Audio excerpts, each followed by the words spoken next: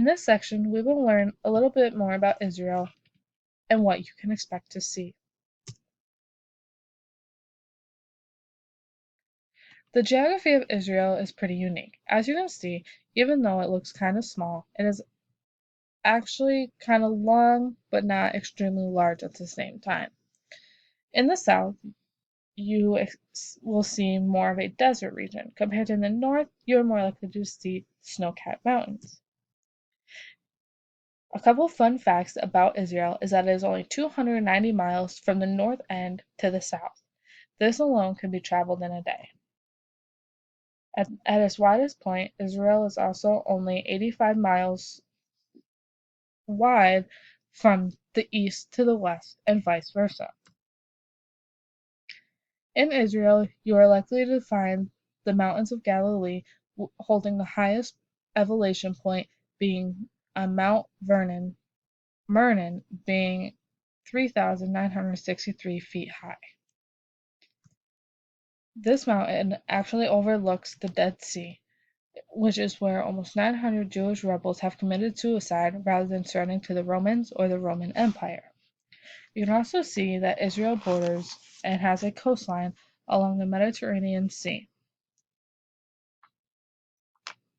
And when looking around it, the surrounding countries are Lebanon, Syria, Jordan, and Egypt. And although these two sceneries may look somewhat similar, their architecture is a little different. These are some differences you can see when traveling through Israel, though, with the older view on the left and the newer view of the upgraded buildings and churches on the right. The agriculture in Israel is pretty unique too.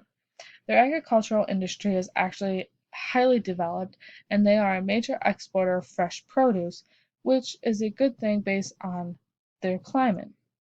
They are the world leader in agricultural technologies, such as the farm equipment that we see here in America on our farms today.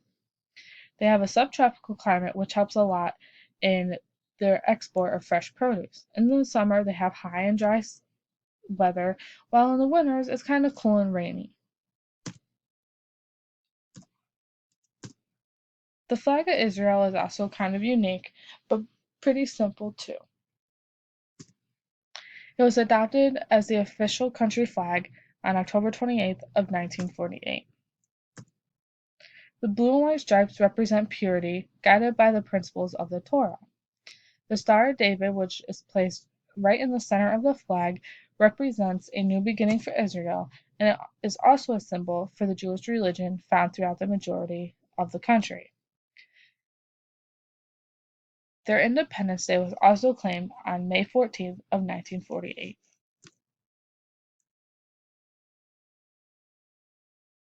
The population in Israel is probably one of the lowest we've seen. As you can see, the majority of the population habits up in the north of Israel compared to the south, being the majority of the south end of Israel is desert land. Israel only has a little over an 8 million people population as of this month. Between May 2016 and May 2017, though, their population actually grew by 1.6%, which was a significant increase for them. And just like the other countries we have seen, males and females still hold a very high and stable life expectancy of 80 plus years. The average birth rate is also 3 children per woman, so a family is expected to have at least 3 children, which that rate is actually continuing to allow their population to grow year by year.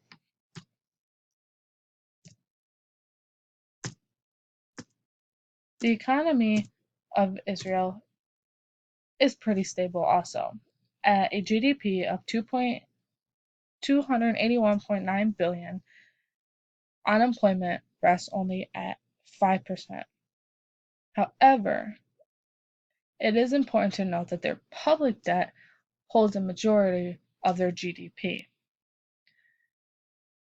Here you can see, though, that economic freedom is almost in the grain for them. Where the world average is at 60.9, their regional average is at 61.9. The arrow on this diagram represents that they are only at almost at 70.0 for their economic freedom score. Their only concerns right now are government integrity, tax burden, and government spending. Their successes to achieve this economic freedom score is they have adopted open markets, they have given property rights, and judicial effectiveness when it comes to their government system. Since 2013, their economic freedom score has even upped a whole 2.8 points. The government in Israel is a unitary parliamentary constitutional republic. It's a lot to say, but their current president is Reuven Rivlin, which is pictured here. If you get a moment, please go to the link provided and watch this short clip of a Jewish religious leader speaking briefly about globalization and the Jewish nationalism, where he also addresses certain things that need to be taken into consideration.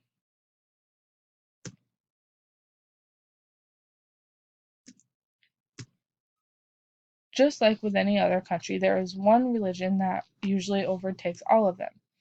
In Israel, you're more likely to see a Jewish population.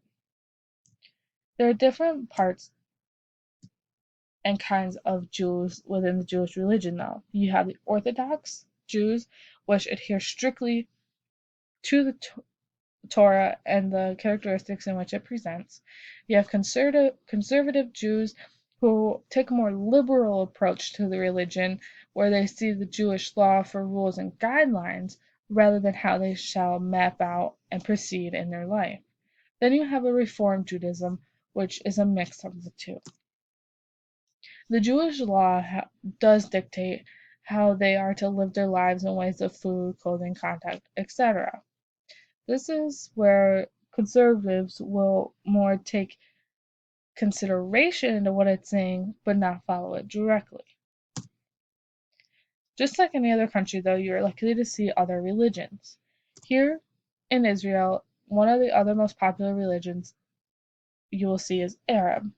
However, there are some that may still practice other religions such as Catholicism, Christianity, Buddhism, and things too.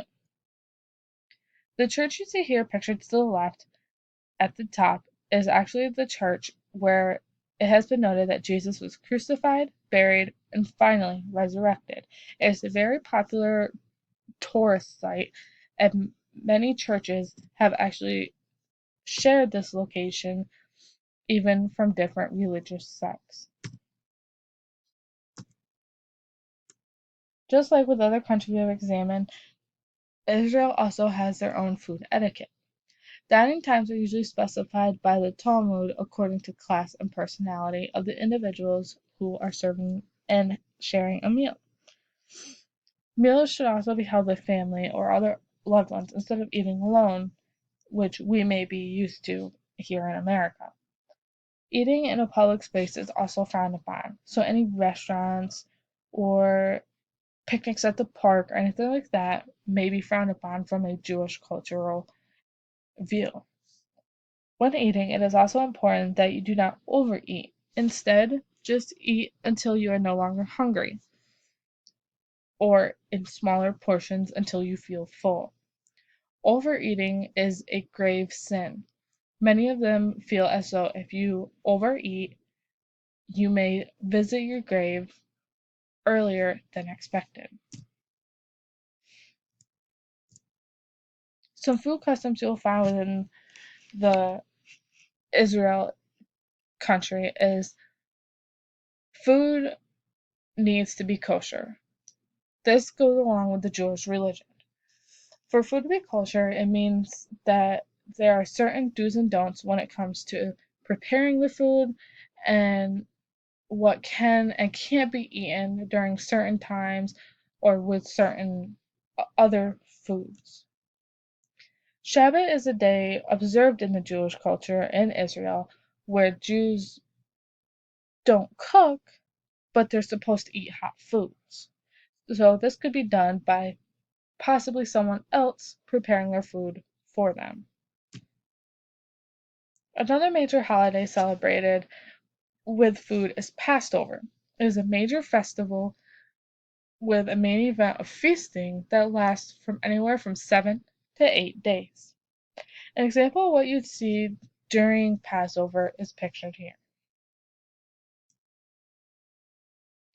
One of the most famous Israeli dishes or desserts would be apples in pajamas. This pretty much is just apples deep fried. A lot similar to deep fried food we find here, but because there are such a large exporter of fresh produce, they put their own spin on a lot of these fresh produce, such as the apples in pajamas or deep fried apples that you see here. Next, we will take some time to learn about Iraq.